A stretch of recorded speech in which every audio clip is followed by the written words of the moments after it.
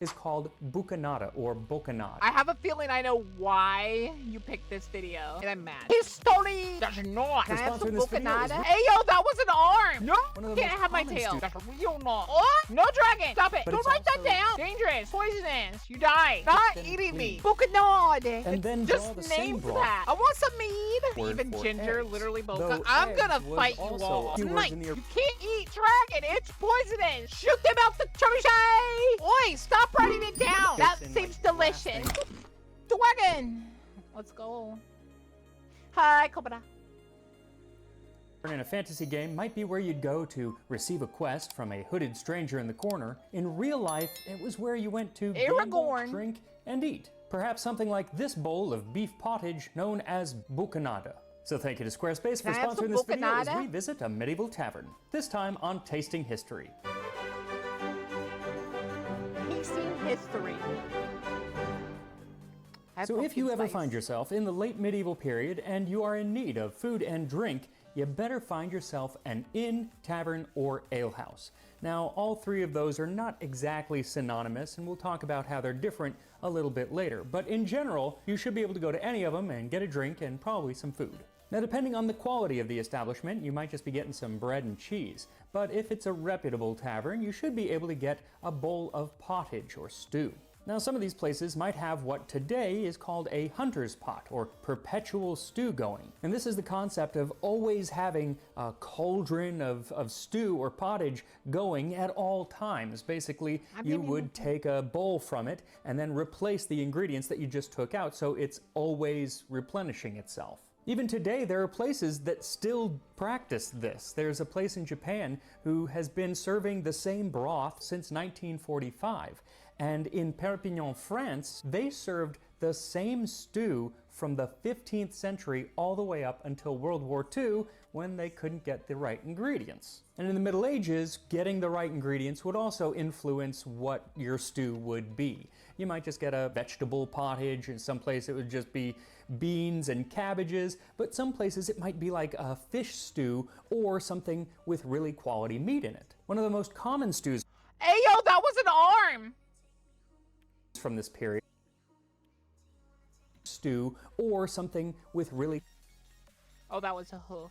I thought it was an arm. Quality meat in it. No, one of the most common stews from this period, which I found recipes for in pretty much every cooking manuscript from England and France from the Middle Ages, is called bukanada or bokanad. Take veal kid. I have a feeling I know why you picked this video. And I'm mad. Or hen, and boil them in fair water, or else in fresh broth, and smite them in pieces, and you're not eating me. And then draw the same broth through a strainer, and cast thereto parsley, sage, hyssop, mace, cloves, and let it boil till the flesh be enough. Then set it from the fire, and thicken it up with raw yolks of egg, and cast thereto powdered ginger, verjuice, saffron, and salt, and then serve it forth for a good meat. I just find it so interesting that while the spellings have obviously changed, and they would have been pronounced quite differently back in the day, the words themselves, for the most part, are the same words that we would use today. Now, there are words like smite, which means to cut, but we don't usually use it in like recipes. It's more of a biblical cutting, I guess. Though, maybe we should bring that back. In my next cookbook, I'm gonna get rid of the word cut and use to smite.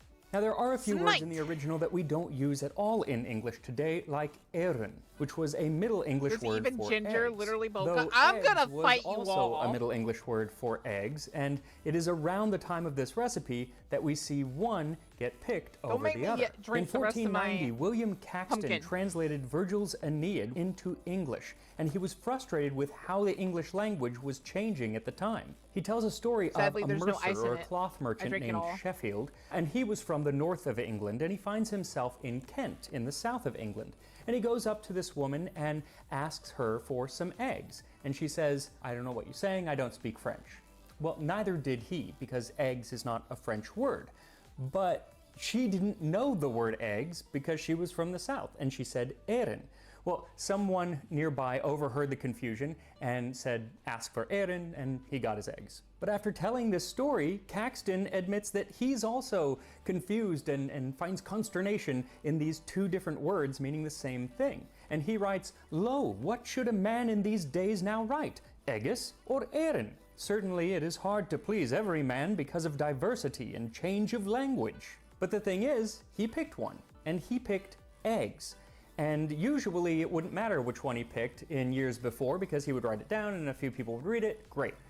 But he was using a printing press. So thousands and thousands of these were going out, and so eggs became the word to use. And he did that with a lot of different words. He was the one that chose which version we use even to this day. Anyway, I just thought that was interesting. On to the recipe. So for this bokanad, what you'll need is 3 to 4 pounds or about 1.5 kilograms of beef, goat, or chicken with the I like chicken. We're gonna use chicken? bones. I'm using beef. Originally it actually says veal, but No, I'm just go to chicken! using beef for this. Also, Beef is fine. kid, in the recipe it says kid, that is goat. I'm always having people saying Don't eat kids. it's children. No, it's not. It's goats. Children! A small handful of parsley, Parsley. Parsley! a few leaves of sage, a few Sage. sprigs of fresh hyssop, Hyssop. a half teaspoon of mace, an eighth I'm gonna mace you. teaspoon of Cloves? cloves, I like cloves. 4 egg yolks, a half teaspoon of ginger, Ginger. a half cup or 120 milliliters of Verius. So what exactly I like your words, funny man. is Verius or verjuice? It was a medieval way of making juice from unripened grapes. And so it's not Oi! No dragon! Stop it! Dangerous! Poisonous! You die! fermented or anything, but it does have this like vinegary kind of acidicness to it, but Don't it's write that also down! sweet. So if you don't have it, maybe like half grape juice and half red wine vinegar might mimic the flavor. Then a pinch of saffron threads ground up and a teaspoon of salt. Saffron. So first, put your meat into a large pot and cover it with water or broth or a combination of the two, and then bring this to a boil and reduce to a simmer. And make sure to skim off any scum or foam that forms on top. Simmer this for about an hour or until the meat easily comes away from the bone. And then take it off the heat, take the meat out, and go ahead and smite your meat. Also, the knife that I'm using is this honkin knife. It's a knife. That's a knife. That's a real knife. Which I'm now calling my smiting knife. This was made for me, handmade by one of my Patreon patrons, and it mimics an older design from like... I want that one. Chat, make me that one. Or that one. That one looks cool. That's an arrow. I want that one. Or that one. No, I want that one. I want that one. the early Renaissance, I believe. I just think it's so cool. So I'll put a You link refuse, to, so we because give he you makes You can't eat dragon. It's poisonous. like hand-done knives. I'll put a link to his stuff. Anyway, this is now my smiting knife. So once your meat He gonna smite you. is smitten or smited, you'll want to strain the broth as much as you smitten. can until it's nice and clean. Then return the meat to the pot and add the broth back in. Add in the parsley, sage, and hyssop, all chopped very fine, as well as the mace and the cloves. Then stir everything together and bring it to a simmer. Then set the lid on the pot and let it simmer for an hour or an hour and a half or 2 hours, really until the meat is as tender as you want it to get. Also keep an eye on it because you might need to add some water in case it all steams away, but that's why you want to leave the lid on as you do it. Anyway, while it cooks, I'm going to tell you a little bit about what else you might find in a medieval tavern. Befell History! that in that season on a day in Southwark at the tabard as I lay, ready to wend in on my pilgrimage to Canterbury with full devout courage. That was from the prologue of the Canterbury Tales by Geoffrey Chaucer, and being written between 1387 and 1400, it contains one of the first references to a named inn, an actual historic inn. It was called the Tabard. And this is where, in the Canterbury Tales, all of the characters gather just before heading south to Canterbury on their pilgrimage, which is kind of the whole point of the work. Chaucer talks about the owner of this inn and says that he was a very good host. And Oi, stop writing it down! Poisonous! How many times do I have to say that? to the supper he set us straight away. He served us with victuals of the best kind. Strong was the wine, and well pleased we were to drink. Now, when I picture this in my mind's eye, I'm definitely influenced by things like Lord of the Rings and Dungeons and Dragons and all of these kind of medieval fantasy worlds, but they aren't exactly like that. First of all, there are a lot fewer like orcs and elves. But also, the inns and taverns and alehouses of medieval England, at least, were not all the same. They were quite different, at least at different parts in their history. Now, of course, throughout time, their definitions overlapped and there was a lot of variety within each classification. But in general, you had the inns at the top of the echelon. They tended to be the nicest, and then there were the taverns and then the alehouses at the bottom. The inns, how they started out at least, they were a place for people to stay the night. Usually they were kind of near the gatehouse of a city or a town, or else in between cities or towns, like a day's walk away, maybe 20 miles away. So it was a place that you could stop the night and stay. And just like a bed and breakfast, they would often give you some food and drink. But only, just like a bed and breakfast, to the people who were actually staying there. You couldn't roll up, you weren't staying there, you roll up and you're like, I want some grub. That isn't how it happened. Though at times in history, inns found themselves making good money from the food and drink, and so they kind of said, all right, maybe we will just serve to anyone who comes up, and so it was like having a restaurant in a hotel, which is still a thing today. A tavern, on the other hand, was kind of the opposite. It was a place for people to come eat and drink, mainly drink, but it was not typically a place to stay. Originally, taverns were places that served wine. They were run by vintners who made or Maybe I'm weird, but I don't understand wine. And I feel like I get this a lot from other people. So wine is an alcohol you're meant to like drink very slowly or whatever? Can't do that. Sorry. And also wine tastes weird. It tastes like, I guess, like fruity sometimes, but most of the time it's just like, honestly, it tastes like stale alcohol to me. Imported wine, and remember, this is a time when wine was actually still being made in England. I think they do it again now, but they had quite a bit of wine being made in England, but it was mostly made by the church, and they kept it all for themselves for, I'm assuming, communion. So anyone else was having to get imported wine, which was a lot more expensive. The most common wine in England at the time was a red wine from Gascony that cost about 3 pennies a gallon. Twice as much as the very best ale. Then there was Rhenish wine from the Rhine region, which cost 6 to 8 pennies a gallon. Now, if you're paying this much for your wine, you want to make sure that you're getting actually what you paid for. So if there's any question, you can ask the taverner to let you down into the cellar to see the actual barrel that your wine is coming from. If a taverner was found to be selling adulterated or counterfeit wine, they would often be punished by being put in the pillory or the stocks and having that offending wine poured over their head, public humiliation.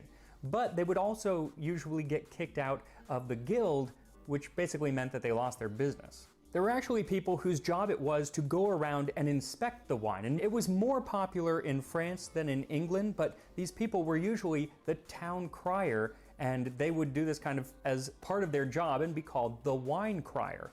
In the 11th century, there was a French writer who said, "Wine criers cry with open mouth the wine which is for sale in the taverns at 4 farthings." Now, some of these taverns were selling the best wine, and some were selling the worst wine, and everything in between. My thing is, I feel like ciders are the let's enjoy this slowly kind of drink. And then, like, there's the really, like, tasty alcohols that you kind of drink slowly, but they're the more, like, let's get destroyed drinks. There was a lot of variety. In London alone, White wine? I think I hate white wine. I can't remember which one it is, but it just tastes like bleh to me. I can't remember which one it is. I'd have to try them both again to know. Which I would disdain to do that, but still. I'd have to do that to be able to tell you which one it was. But I'm pretty sure there's one I just really dislike. Like, even when Mom has it in the fridge, I don't even look at it. Because I know Mom likes both wines. I think she likes red more. Can't remember. In 1309, there were 354 different taverns. So lots of variety. And with a population of only 80,000 people, that's like one tavern for every 225 people. So business was booming. It's probably why they started eventually selling other drinks commonly, like cider from apples. Love cider. And perry from pears, especially in the West Country. And then mead, which is made from honey. Often that was... I do love sake. Sake is like a rice wine, right? Love sake. My friend used to work at a Asian like fusion restaurant, and they served authentic sake. Like they had like different ones from like ones. I think like there was one or two from Japan, one from China. I think it was. I can't remember exactly. But we had the Japanese sake. I think it was Sakura sake or whatever. It was in a white like porcelain like sake jar or whatever. We'd get like a little tiny one, and you dip it to pour it out. You had these little cups. It's more expensive and kind of kept for special occasions. That's what my I think y'all know him as my gay friend. He used to work there and he became eventually he was so good at his job, they were like, okay, can you also do, or I think he started trying to go for it, and he got it,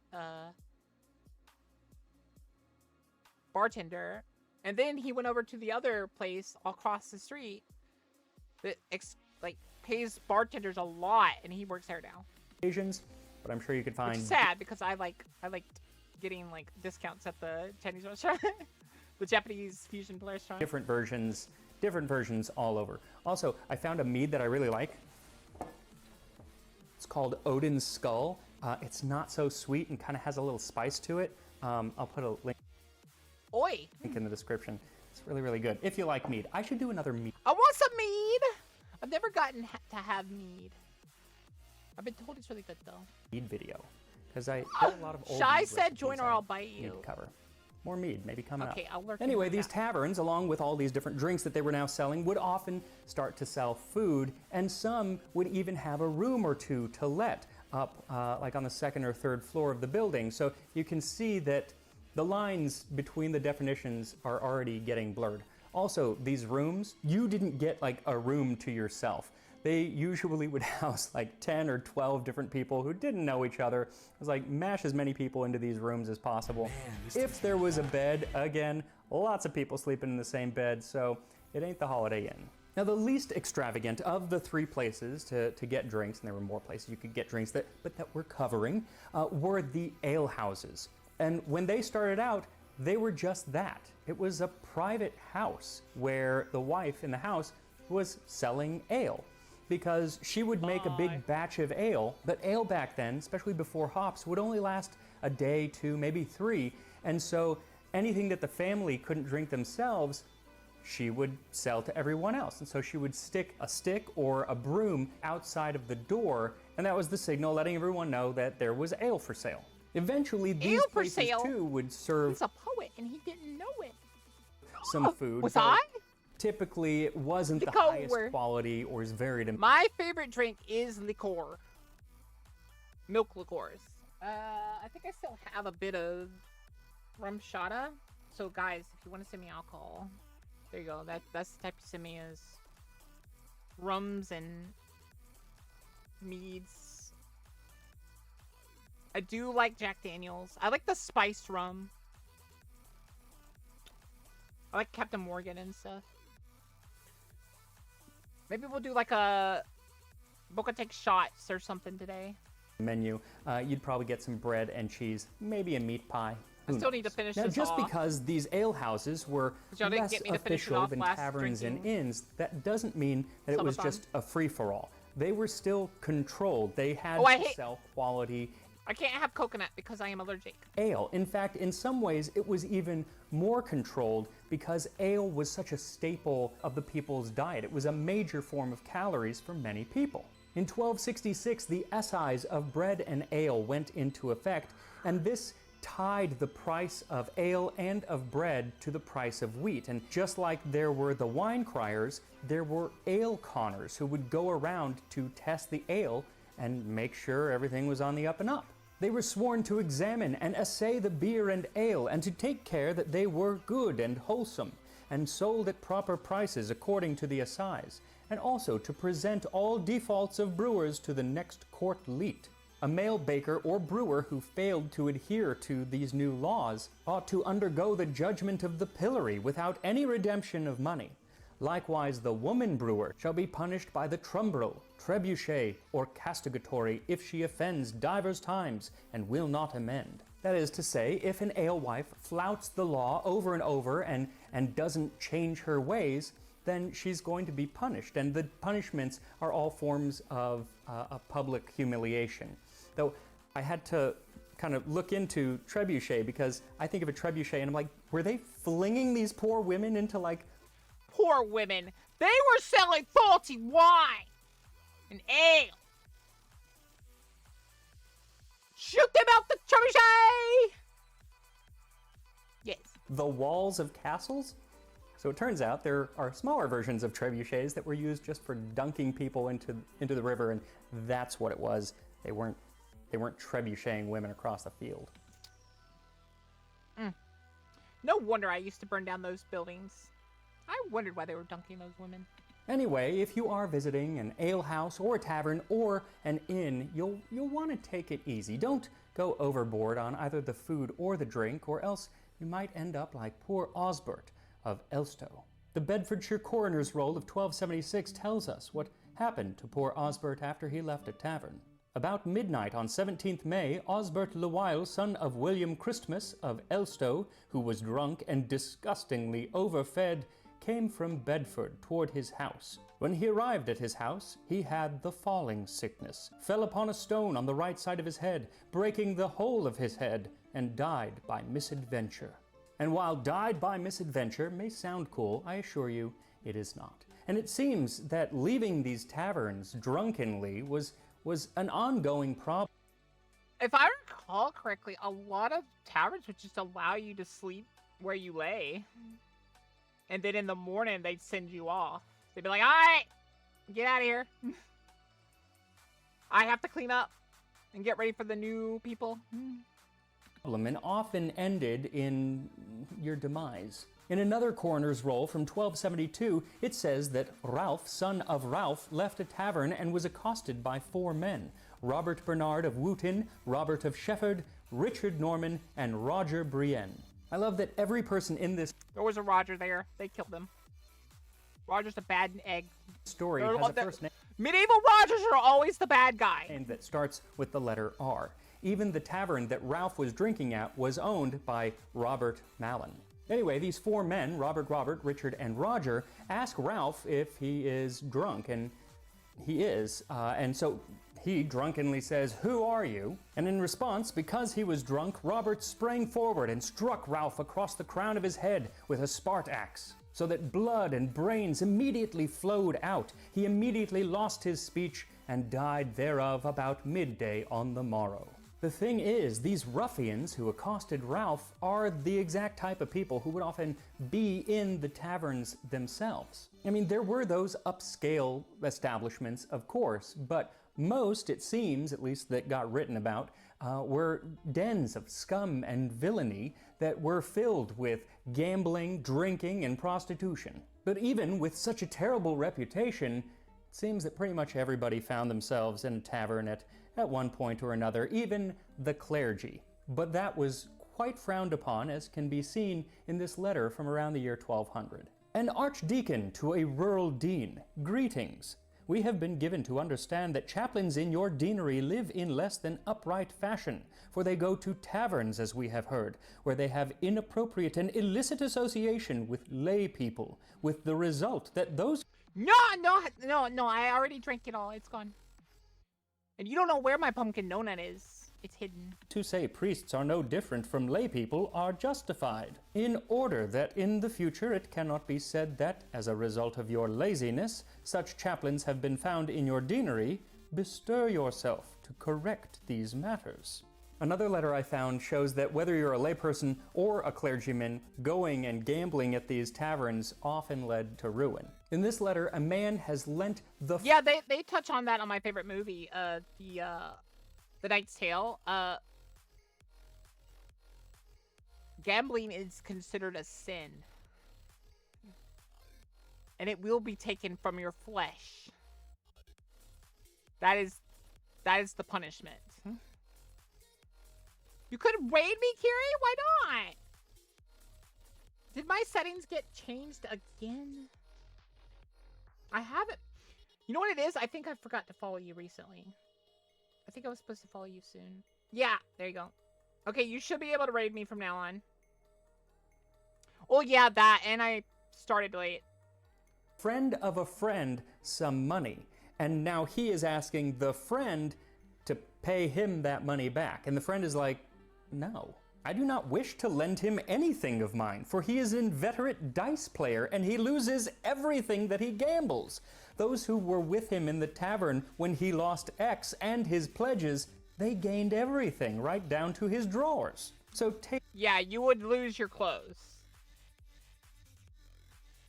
Sometimes you lose your clothes because you couldn't pay your debts. Like you bet what you didn't have. If it's not working, I'll call you cute. Take care that you refrain from handing over... If it is working, I will still... any more of your own money, Stab you all. which you borrowed from me, and so lose on him what you ought to repay me. So should you find yourself in medieval England, maybe stay away from any taverns or inns that seem a little dodgy. I'm hoping that I have found an upstanding inn in the Porch House in Stow-on-the-Wold, which I just booked several nights at when I'm going to England in June. Very, very excited. Now, they actually claim to be the oldest inn in England, dating from the year 947, though there are numerous places that make very similar claims, so it's hard to tell exactly what they mean. There's a wonderful video by one of my favorite creators, Jay Draper. I'll put her stuff in the description. She's great. And she talks about how a lot of places are England's oldest pub or England's oldest inn, and it often has to do with, like, there is one stone that was here in 1450 and the rest of the place is new. It's like, you know, the pub of Theseus. But sometimes also it's like, yes, in 900 there was definitely an inn here, and there's an inn here now, but, you know, here it was like a dentist's office, and here was a bank, and, you know. Anyway, it doesn't matter. I'm still really, really excited to go. And perhaps... Here it was a dentist's office, here it was a bank. So they started drilling, and then they said no more drilling. Kathum Nawada! I'm not a bobcat!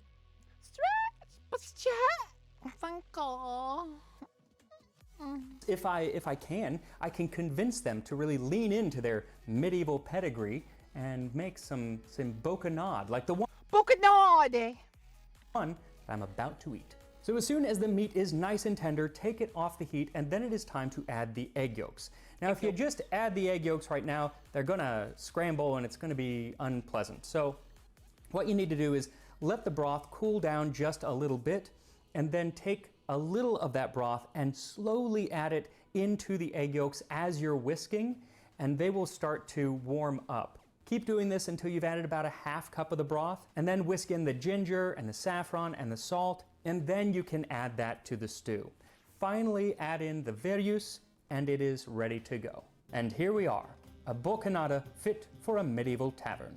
So you want to add those egg yolks in like the last thing before you serve it, because if you ever have to reheat it, they do tend to scramble a little bit. So they go from thickening it to scramble. With chicken though, I want chicken. The taste is going to be the same, but the look is a little different, and I did just have to reheat mine, unfortunately. Doesn't matter, here we go. The thing is, smells wonderful. The saffron is what hits me. I was worried it was gonna be the clove, because that's what was hitting me at the beginning, but now it's the saffron. Here we go. Well, clove kind of tends to lose its smell as much when it's cooked. Depending on what you cook with it, honestly. That is so interesting, because you get those medieval flavors that you would never find in a modern beef stew. Like the saffron, like the cloves, like the mace, like Verjus. He maced you. Which adds this kind of biting acidity without being super acidic, because a lot of medieval dishes will actually just add vinegar, and that is the flavor that you get. This is different. There's more of a sweetness to it.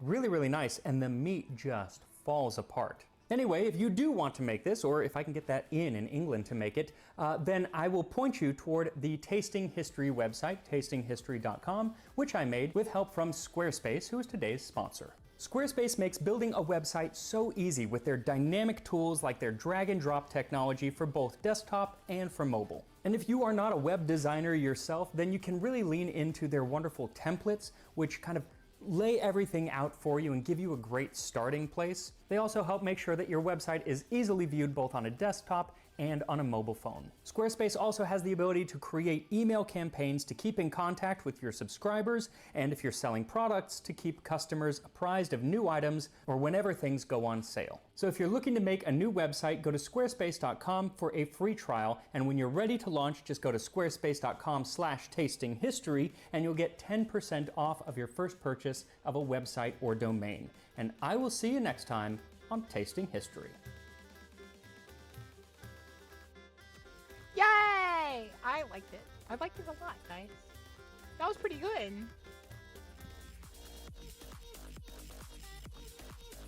That was Tasting History. The bokathedragon. Go give him a like. I'll post the link in the Discord.